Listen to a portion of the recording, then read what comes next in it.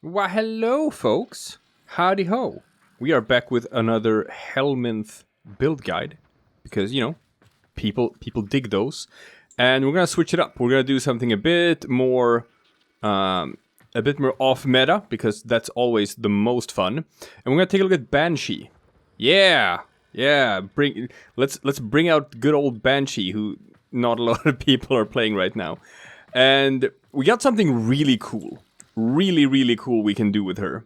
I got a tip about this build from Reddit user Zrynoth, so I'm not gonna take credit for this myself, but I definitely wanted to try it out, and it's pretty goddamn fun. So what we're gonna do is we are gonna be using Titania's Spellbind, and I'm gonna go over that why we're gonna do that in a couple of seconds. First of all, I'm gonna show you the basics of like, hey, why should you be playing Banshee in the first place? Now, Banshee's probably most known for her number 4 ability, the Soundquake, and that's pretty much the only sort of use case people have had for her in the past couple of years, is that like she can do interception missions kind of by herself, by just locking down the entire map with Soundquake. But that's about it. And the problem with her Soundquake is that it doesn't scale. Doesn't scale upwards with like enemy difficulty, enemy health and whatnot. So it just reaches a point where it's no good. It's not good anymore. It kind of only works on low level content, and there's no way of really making it work in high level content. But high level content is kind of the sort of stuff we're exploring with these Helminth build guides, which is why we're removing Soundquake. We're just not going to use that at all, and we're going to focus on the rest of Banshee's kit instead.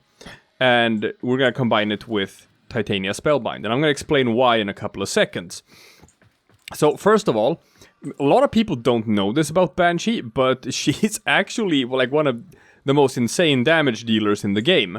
And the reason for that is because she has an augment for her number 1 ability. I'll show you this. It's here. Sonic Fracture, which means that her number 1 ability can strip armor.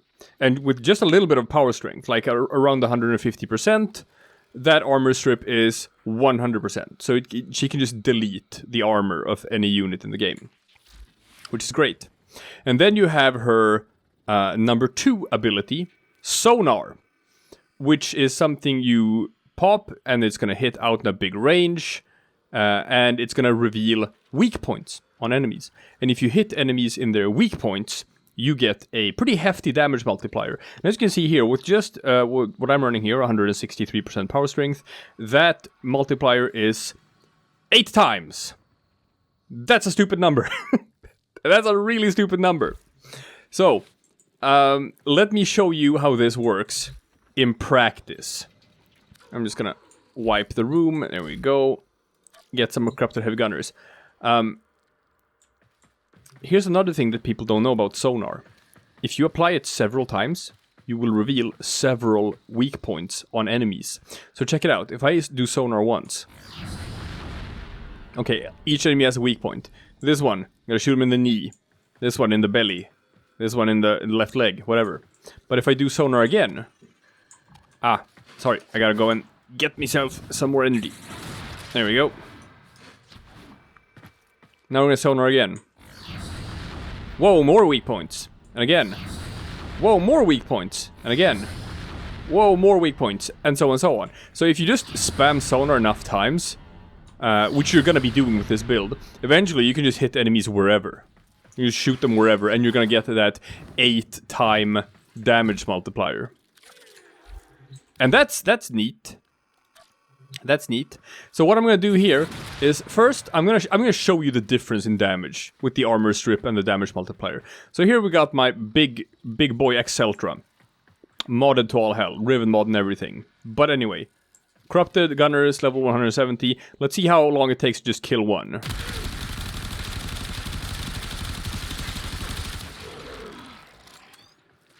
Alright, so it took the entire magazine to take out one heavy gunner. Okay. Good to know. Now, what we're gonna do is we're gonna spam a bunch of sonars. Yep. Then we're gonna yeet this guy with our number 1 and strip all the armor on everyone. And now let's see. Dead. Dead. Dead. Ah, that guy's not armor stripped. Oh, now he is. Dead. Dead. Like, that's the difference in damage output. So, Banshee, she can do absolutely stupid damage. Stupid damage. Okay, not her number 4, not her Quake, but just her normal skills. So why are people not playing Banshee? Well, the reason why people are not playing Banshee is because she can't really survive. And, you know, this is what I like to focus on with these builds. Some more defensive abilities. And here's where we get to the cool part. What we're going to do is we're going to take advantage of a game mechanic called shield gating. So what they've done in the game fairly recently, sort of like just changing how shields and armor and stuff works, it's a couple of months ago. How it works now is that when your shields get fully depleted, you will have 1.3 seconds of invulnerability before you start taking damage. So there's a little window when your shields that get depleted where you are invulnerable. And your shield gate will not come back until your shields are fully regenerated. So some people combine this with rolling guard to give yourself more invincibility, to let yourself, you know, refill your shields with time.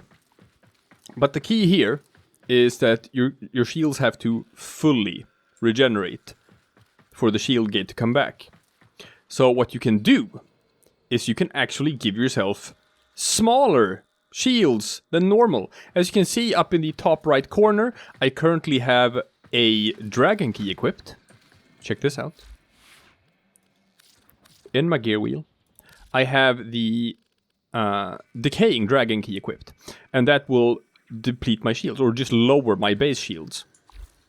By a lot. By a whole lot. So as you can see right now, I only have 120 base shields. It's great.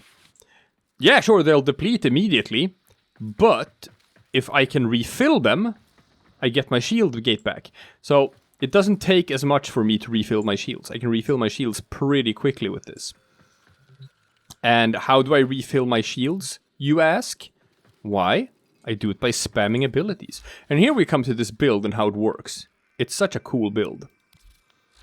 So, we're using Brief Respite and 2 of the Augur mods. Brief Respite, it makes it so that when you cast an ability, you convert some of the energy to shields. Augur Secrets do, or Augur Accord, the Augur set, they do the same thing. When you cast an ability, some of that energy is converted to shields. So we kind of want every ability cast to fully recharge our shields. Which means we want an ability cast to give us at least 120 shields. Which means we want to have a very low efficiency so that our abilities cost a lot of energy to cast, because that gives us more shields back. This is why I'm running Primed Flow here, and that's because this build is very energy hungry. I haven't even had time to max this out yet. What you can do is obviously you can switch this out. It's got the wrong polarity even. So I can do this. I can get 2 more mod slots. I can put 2 more of these little dots in here. Maybe even do this. It doesn't matter. It won't change anything. Yeah.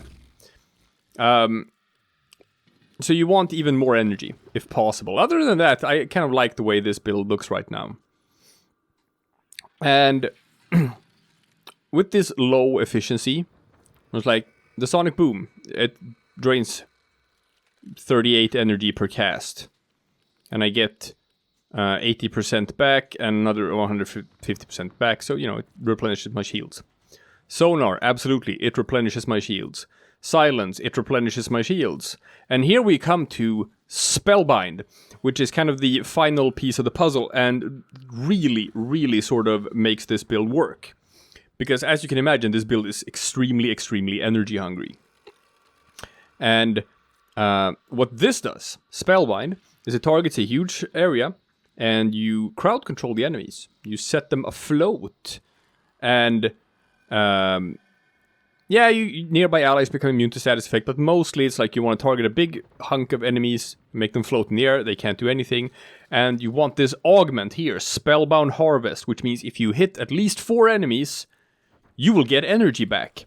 And with some extra power strength, you get more energy back.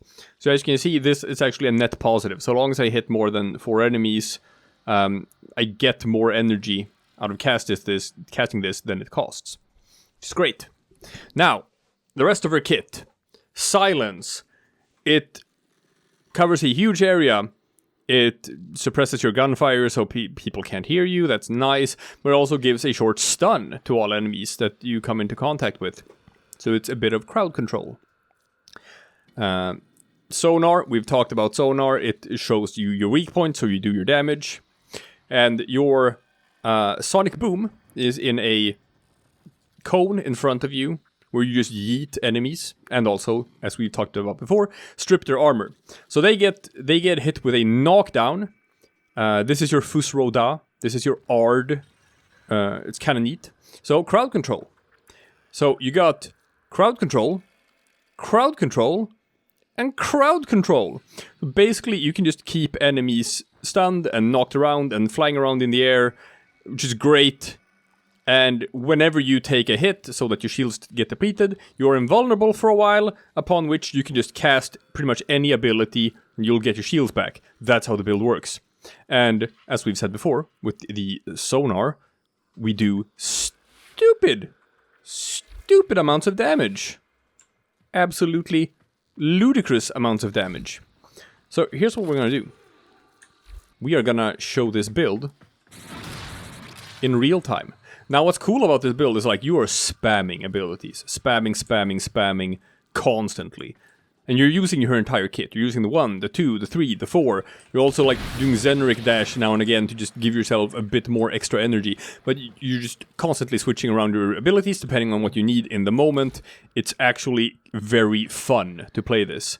So here we go. We're spellbinding, sonar, silence, more sonar,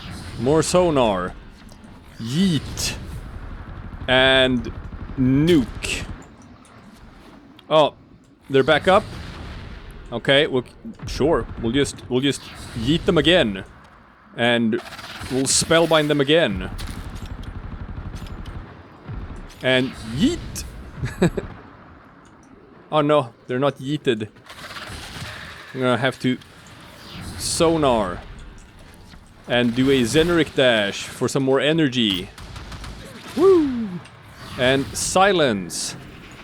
Spellbind. Yeet. Kill. And it's super fun. It's super fun and it super works. And you do ludicrous amounts of damage and you basically survive through a combination of crowd control, and abusing shield gating. And holy shit. Holy shit, it works. It works, it's super fun. She can do some redonkulous things. And, you know, just playing with silence is nice. Got this little nice hum in the background. Everything's all nice and quiet. Yeah. So yeah, Banshee. Banshee, she can do stuff now. She's back. Can take this into Steel Path. The more enemies, the better. The more crowded, the better. Because you can really abuse your Spellbind to keep enemies stun locked and just keep your energy constantly refilled.